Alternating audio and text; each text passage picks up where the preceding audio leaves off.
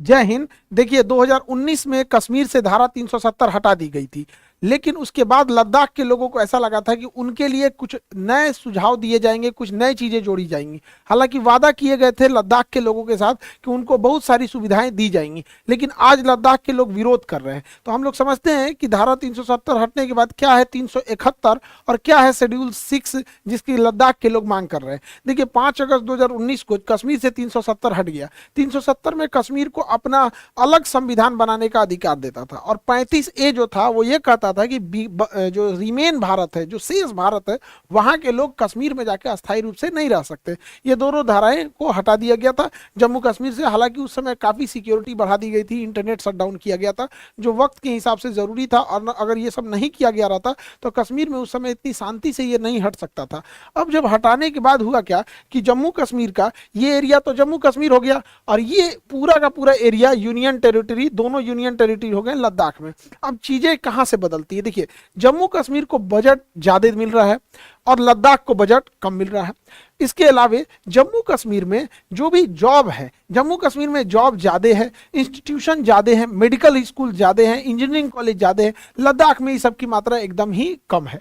इसके अलावा जम्मू कश्मीर की इकोनॉमी ठीक चलती है। वहाँ ड्राई फ्रूट जो होता है, पूरे इंडिया में सबसे ज़्यादा ड्राई फ्रूट के मामले में कश्मीर फेमस है। यहाँ पे कश्मीर का सेब, कश्मीर का केसर, ये वॉलनट्स, ये अखरोट, ये सब चीज़ें वहाँ बहुत जाती है। जबकि लद्दाख पूरी तरह से बंजर एरिया है। तो लद्दाख के लोग इसका कह रहे हैं कि भाई आप एक ही हमारे पे भी देखिए यहाँ पर इस चीज़ को गौर करने के लिए। लद्दाख में एक और प्रॉब्लम क्या है, टूरिज्म अगर देखेंगे तो कश्मीर के एरिया में टूरिज्म बहुत बेहतर ढंग से है यहाँ पर।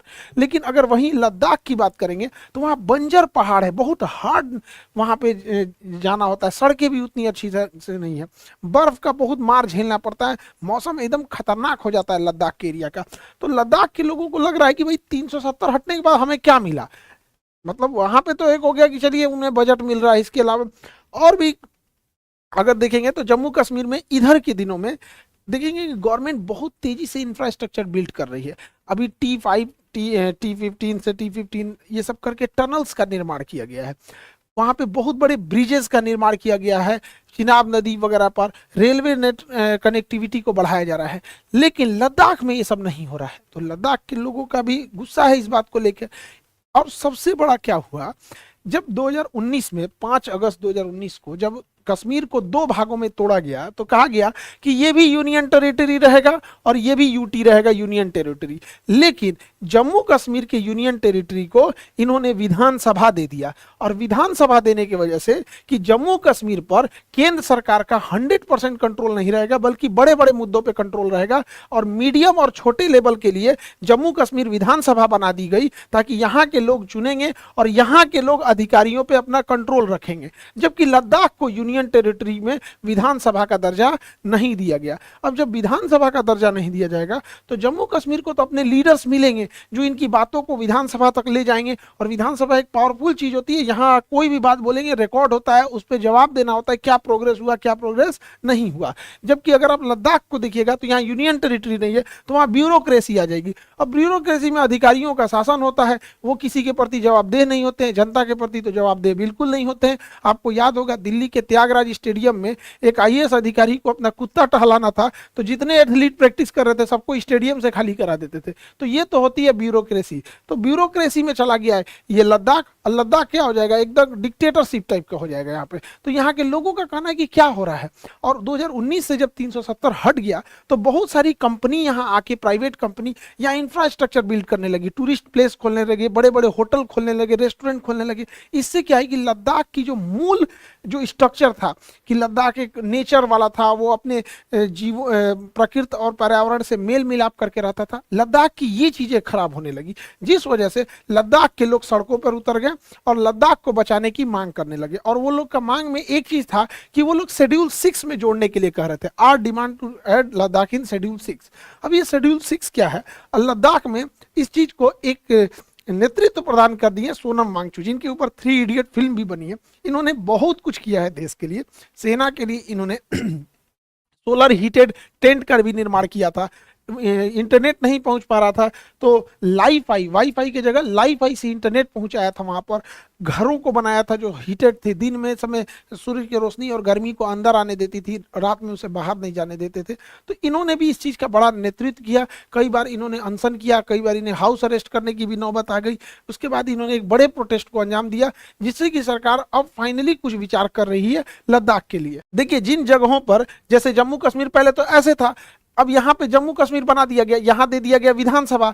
और जिस जगह पर विधानसभा नहीं दिया गया है, तो जनता की बात कौन सुनेगा?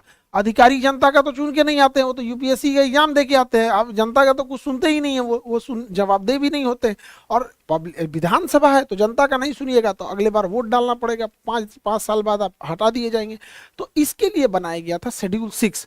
भारतीय संविधान का शेड्यूल 6 जो है, ये जनजातीय क्षेत्रों को अपना अलग कानून बनाने का अधिकार देता है डिस्ट्रिक्ट लेवल पर, पूरे बड़े लेवल पे नहीं देता है। ये देता है ऑटोनोमस डिस्ट्रिक्ट काउंसिल, जिला लेवल पे। जिस जिला में ऐसा लगता है कि नहीं, यहां पर इन्हीं लोगों की स्वायत्तता होनी चाहिए, जैसे आप देखेंगे असम, मेघालय, त्रिपुरा, मिजोरम, ये 4 स्टेट हैं। असम, मेघालय, त्रिपुरा, मिजोरम, ये 4 स्टेट ऐसे हैं जहां पर इन्हें अपनी स्वायत्तता दी जाती है। जैसे एग्जाम्पल के तौर पे मेघालय में 3 पहाड़ है, गारो, खासी, जैंतिया। तो खासी जनजाति जो है, खासी जनजाति आज भी वहां मातृसत्तात्मक है। वहां पे तो बहुत सारी जनजातियां हैं, जिसमें जैसे हम लोग का समाज पितृसत्तात्मक है। यहाँ पे लोग पिता का नाम बताते हैं, माता का नाम नहीं बताते। कोई पूछेगा किसके लड़के हो, तो पिता का नाम बताएगा, लेकिन वहां माता का नाम। तो ऐसे अलग अलग जगहों पे कई ऐसे जगह हैं जहां पे अभी भी नर कंकाल रखे जाते हैं। अब भारतीय संविधान के हिसाब से अब नर कंकाल खोपड़ी नहीं रख सकते, तो वो जनजातीय क्षेत्र की होगा। तो वहां क्या है, शेड्यूल 6 कहता है कि जिस जिले में इस तरह के जनजातीय या बहुत पुराने ट्राइबल्स रहते हैं, वहां उन्हें ऑटोनोमस डिस्ट्रिक्ट काउंसिल दिया जाए। जबकि देखिए 370 क्या था, पूरे राज्य को ऑटोनोमी दे देता था, पूरे राज्य को स्वायत्तता दे रहा था। लेकिन आर्टिकल 6 उस राज्य के अंदर कुछ खास एरियाज को मतलब अधिकार देता है। तो यही कहना है लद्दाख के लोगों का कि यहाँ बड़ी बड़ी कंपनियां आ जाएंगी और ये पूरी पहाड़, पूरी इकोसिस्टम को नाश देंगी। इसलिए हमें शेड्यूल 6 दे दीजिए, और शेड्यूल 6 में हम डिसाइड करेंगे कि कौन कौन एरिया ऑटोनोमस रहेगा। वो डिसाइड कर देंगे, जो जो हाईली सेंसिटिव जोन है उसको एडीसी में डाल देंगे, ऑटोनोमस डिस्ट्रिक्ट काउंसिल, कि यहाँ कोई आके इन्वेस्टमेंट नहीं कर सकता है। तो जिस जिस जगहों को बचाना चाहते हैं, जैसे बिहार में, जैसे अगर घाट है, बिहार की जितनी नदियां हैं उसके घाट पे छठ की पूजा होती है। पता चला कोई कंपनी आई और घाट को कह दिया कि हम इसको अपने लिए यूज करेंगे, छठ पूजा आप कहीं और करके दीजिए, बवाले हो जाएगा। तो हम लोग भी उसके लिए क्या कहेंगे कि भाई एक काम करो, तुम्हें कंपनी बनाना है तो ये छठ का जो घाट है ना, ये हम लोग के लिए छोड़ दो शेड्यूल 6 में, इसमें हम ही लोग का अपना ऑटोनोमस रहेगा। तो शेड्यूल 6 जो है ना, 370 बहुत बड़े लेवल पे था, वो पुलिस वगैरह सबका अधिकार दे देता था, जबकि शेड्यूल 6 एक लिमिटेड आधार देता है। लेकिन शेड्यूल 6 में भी एक खराबी है, ये जनजातीय क्षेत्रों को ही दिया जाता है। अब लद्दाख में क्या है कि कुछ एरिया में तो ट्राइबल्स रहते हैं, जनजातीय क्षेत्र है कुछ एरिया में, लेकिन कुछ ऐसे एरिया हैं जहां जनजातीय समस्या ना होके समस्या ये है कि इकोलॉजी और पर्यावरण को बचा के रखना है। तो हम लोग के लिए समस्या है कि शेड्यूल 6 ज्यादातर जनजातियों को कवर करता है, लेकिन लद्दाख में पर्यावरण को बचाना है। वरना अगर पर्यावरण को छोड़ देंगे तो जोशीमठ में क्या हुआ, उत्तराखंड में तबाही क्या हुआ, ऐसे ही लद्दाख में हो जाएगा। आज तक लद्दाख में इस तरह से तबाही नहीं देखने को मिली, क्योंकि वो नेचर के साथ खिलवाड़ नहीं करते हैं। तो शेड्यूल 6 के अलावे भी एक रास्ता है, आर्टिकल 371। देखिए 370 तो जम्मू कश्मीर में पूरी तरह स्वतंत्रता देता था, जबकि 371 कहता है कि किसी भी स्टेट के अंदर अगर आप किसी एरिया को स्पेशली प्रोटेक्ट करना चाहते हैं, वहीं के लोग वहां का कानून बना सके, वहां के लिए स्पेशल कानून बनाना चाहते हैं, तो 371 के तहत ए बी सी डी ऐसे करके आप जोड़ सकते हैं। बट ये 370 की तरफ पूरे स्टेट को आपके अंडर नहीं कर देगा। कोई स्टेट के अंदर कोई खास चीज को आप रोक सकते हैं। जैसे गुजरात में कोई एरिया है, जैसे कच्छ का एरिया सेंसिटिव है, तो 371 में डाल देंगे कि हाँ इस कच्छ के एरिया सेंसिटिव एरिया है, यहाँ आप कंस्ट्रक्शन नहीं कर सकते। उसी तरह से हालांकि ये चीजें 370 इतना हार्ड नहीं है, बट ये है कि किस खास एरिया को कर सकते हैं। अब इसमें ये रोक टोक नहीं है कि आप जनजातियों के लिए ही करिएगा, आप किसी चीज के लिए कर सकते हैं। जैसे 371 में महाराष्ट्र और गुजरात के लिए कुछ एरियाज को स्पेशली किया गया था। 371 ए में ये स्पेशल प्रोविजन दिया गया था नागालैंड के लोगों को कि कुछ खास एरिया में अपने ट्राइबल्स को रह सकते हैं। 371 बी में जो था वो असम में था, 371 सी के मणिपुर में, उसी तरह आंध्र प्रदेश में था। तो ऐसे ऐसे करके था। तो उसी में यहाँ पे 371 बी ABCD ऐसे करके है, तो हम लोग बेसिकली इसे जोड़ना चाहेंगे। अब सरकार इस बात का प्लान कर रही है कि लद्दाख को 371 के तहत जो जो मांगे हैं उनकी, कि हमारा नेचर डिस्टर्ब नहीं होनी चाहिए, हमारी नदियां दूषित नहीं होना चाहिए, यहाँ इतने फ्लोर से ऊपर बिल्डिंग्स नहीं होनी चाहिए, जब भी बिल्डिंग बनेगी तो कॉटेज शेप में बनेगी, तो वो सब चीजों को 371 के तहत जोड़ दिया जाएगा। वो एक अलग कानून ना होके बल्कि वो एक अलग प्रावधान हो जाएगा कि अगर आपको जाना है तो आपको ये चीज फॉलो करना पड़ेगा। वो 370 इतना हार्ड नहीं होगा, वो जरूरी है किसी भी चीज को बचा के रखने के लिए। हम लोगों को भी खड़े रहना होगा लद्दाख के लोगों के साथ, क्योंकि लद्दाख के लोग हैं जो कारगिल में ही सबसे पहले सूचना उन्होंने ही दिया था। वो लद्दाख के लोग हैं, चाइना उनके लाख प्रलोभन दे देता है, वो कभी चाइना की ओर से नहीं जाते हैं, वो भारत के लिए दृढ़ संकल्पित होकर खड़े रहते हैं और हमेशा भारतीय सेना की मदद किए हैं, चाहे वो रास्ता दिखाने में, चाहे उन्हें गुप्त सूचना देने में। तो लद्दाख के लोगों का जो कहना है, तो सरकार इसे 371 में रखने के लिए सोच रही है। और क्या मांग है कि जैसे केंद्र सरकार अपने अधिकारियों को नियुक्ति करने के लिए यूपीएससी के थ्रू एग्जाम लेती है, राज्य सरकार अपने पीसीएस के थ्रू, जैसे बिहार में अगर कोई बड़ा पोस्ट चाहिए एसडीएम डीएसपी ये सब चीजों को, तो बीपीएससी के थ्रू जा सकते हैं। उसी तरह लद्दाख के लोगों के लिए लद्दाख पब्लिक सर्विस कमीशन होना चाहिए, एलपीएससी होना चाहिए, जो लद्दाख के लोगों को वहां पे एडमिनिस्ट्रेशन दे सके। अब पता चला कोई बिहार का है, कोई महाराष्ट्र का है, कोई यहाँ से ड्यूटी करने लद्दाख जाएगा, उसको समझ में नहीं आएगा, और अगर वहीं के लोग रहेंगे तो शासन अच्छे से हो सकता है। इसके अलावा जो छोटे कर्मचारी होते हैं, जो मिडिल लेवल के कर्मचारी होते हैं, उनकी भर्ती के लिए एसएससी होती है।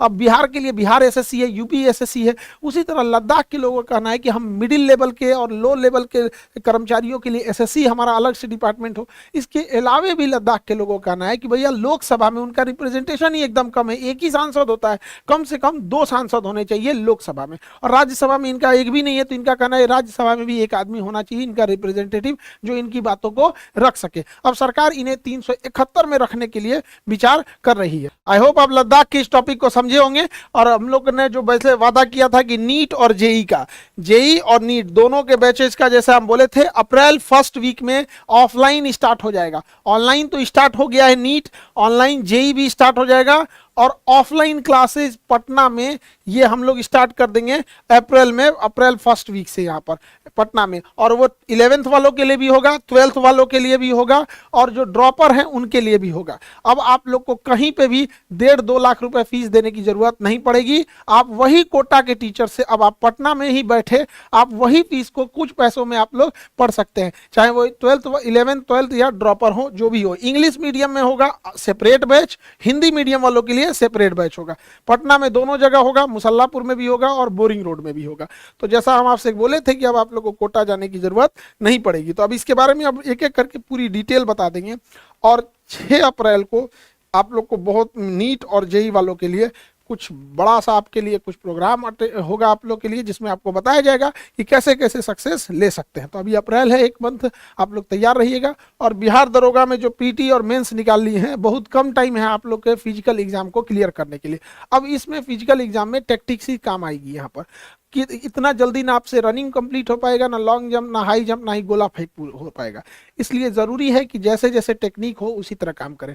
जिस तरह से जो लोग बिहार राजगीर में पुलिस को ट्रेनिंग देते थे, जो यहाँ से इंस्पेक्टर और डीएसपी सेलेक्ट होके जाते थे, उन्हीं ट्रेनर्स में से, वही इंस्ट्रक्टर्स में से आप लोग के लिए भी रख दिया गया है। वो जैसे जैसे आपको बताएंगे, आपको वैसे वैसे ट्रिक को फॉलो करना पड़ेगा, तो जाके आपका इतने कम टाइम में लॉन्ग जंप, हाई जंप, गोला फेंक ये सब होगा। अब तो गद्दा भी हटा दिया है कूदने के लिए यहाँ पर। तो इसके लिए गांधी मैदान में भी स्टार्ट हो गया है, पूरा ग्रुप है उसके साथ, आप लोग भी ग्रुप में उसमें ऐड हो जाएंगे यहाँ पर। और जो जो डाइट बोला जाएगा खाने के लिए वही खाना है, जो एक्सरसाइज बोला जाएगा, जैसे बोला जाएगा वही कीजिएगा, तभी 15-20 दिन के अंदर आप फाइनल सिलेक्शन ले पाइएगा। अदरवाइज में फिर मेरिट में छट जाएंगे या फिर फिजिकल में आउट हो जाएंगे। आई होप आप पूरा टॉपिक समझे होंगे। मिलेंगे नेक्स्ट क्लास में। जय हिंद।